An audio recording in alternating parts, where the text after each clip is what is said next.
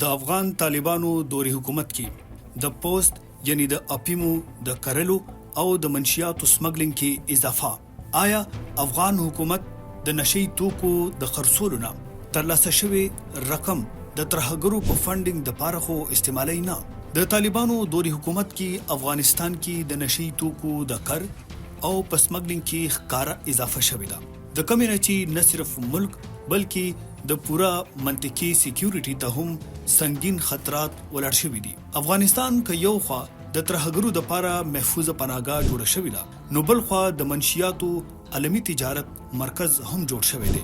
د اگست میاشت کال 2021 کې چې کله افغانستان کې طالبانو اقتدار سنبال کو، د افغانستان طالبانو د نشي توکو خلاف د کریک ډاون اعلان وکړو، ولې حقیقت د دې برعکس وو.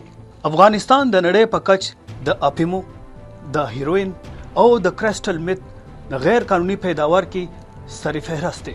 د متحده قومونو د ریپورتونو مطابق د ټولي دنیا د نشي توکو کې 85% نشي توکي په افغانستان کې کرل کېږي، کم چې بیا د وسطي ایشیا او د جنوبي ایشیا په لارو عالمي منډو ته رسول کېږي. او د تشویش خبره خدا ده چې طالبانو حکومت په مشرۍ کې د نشي توکو د سمګلینګ نه ترلاسه شوی رقم د ترهګر تنظیمونو ته ورکولی شي او په خاصه توګه د فتنه الخوارج غونډه ډلو ته په لویه پیمانه فنډینګ کېږي.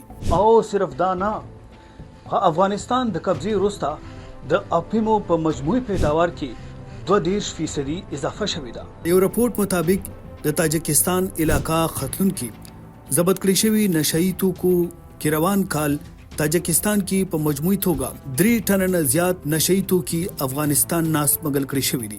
د تاجکستان ډرګ کنټرول ایجنسی ډایریکټر سمد ظفر مطابق د نشئی توکو سمګلینګ کې سک کال 15 افغاني وګړي گرفتار کړی شوی دي.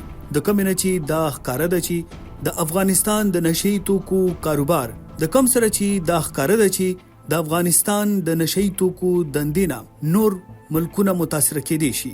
په کال 2020 کې د نیټو یو رپورت مطابق طالبانو د نشئی توکو د صنعت نه 400 میلیونه ډالر نه زیاته آمدنی ترلاسه کړې ده، د کمی چې یو غټه حصہ د ترهګرۍ او د جرم پیشه ګروپونو په فنډینګ کې استعمالول شي.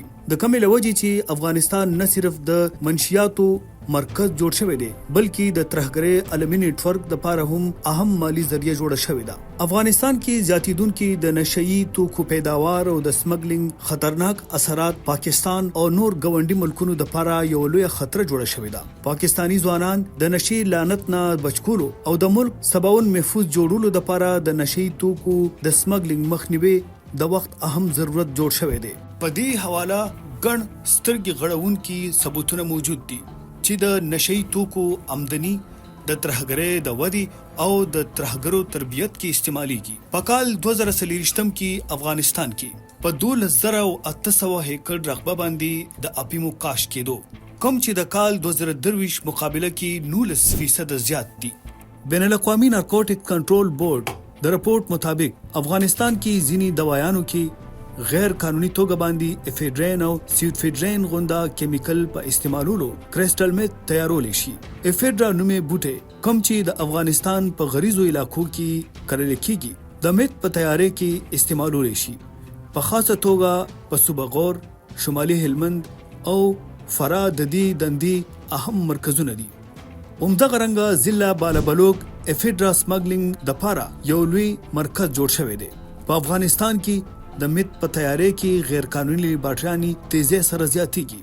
د ضلع نمروز او فرا ضلعو بکوا او خاشرود کې 493 غیر قانوني باټرانی جوړ کړی شوی دي، چرته چې د کال په سر 1000 ټنه کرسټل میټ تیاریږي.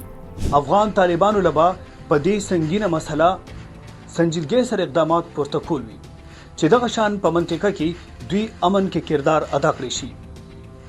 او دې سره سره عالمي رورولۍ له هم پکار ده چې د دهشتګرد نیټورک ته ملاویدونکو فند مخنیوي وکړي شي چې دغه شان په منطقه کې د امن او استحکام راشي.